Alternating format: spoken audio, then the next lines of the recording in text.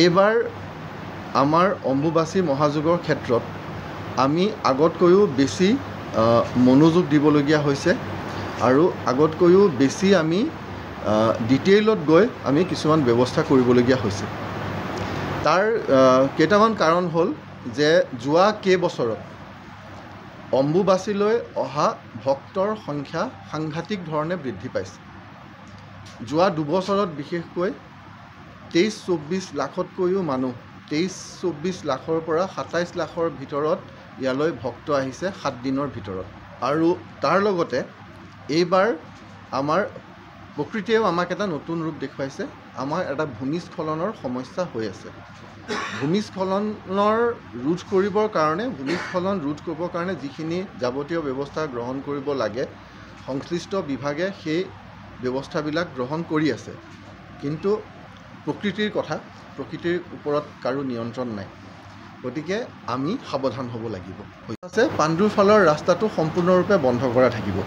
সেইটো বিশেষ ইমাৰ্জেঞ্চিতহে সেই ৰাস্তাটো ব্যৱহাৰ কৰা হ'ব আৰু সেই ইমাৰ্জেঞ্চি কোনোবা এজন মানুহে ঠিক নকৰিব।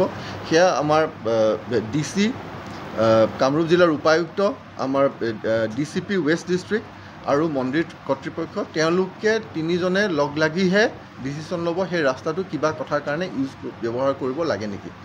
পুৱা 5 বজাৰ পৰা সন্ধিয়া 6 বজালৈহে আমি ভক্তসকলক নীলাচল পৰ্বতত উঠিবলৈ দিম।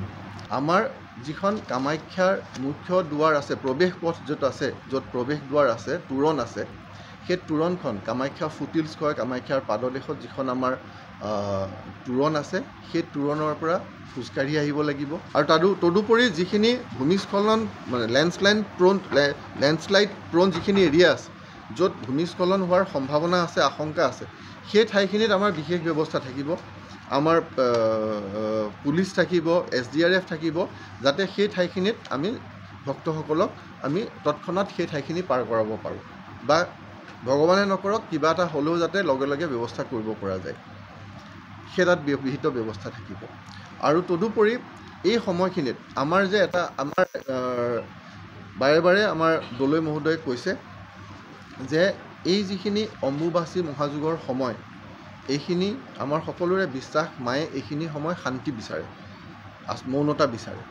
গতিকে এই এটা হুলস্থুলীয়া পৰিৱেশ সৃষ্টি কৰাৰ যিটো এটা প্ৰৱণতা দেখা যায়, সেই হুলস্থুলীয়া পৰিৱেশ সৃষ্টি কৰিবলৈ আমি এইবাৰ নিদিম।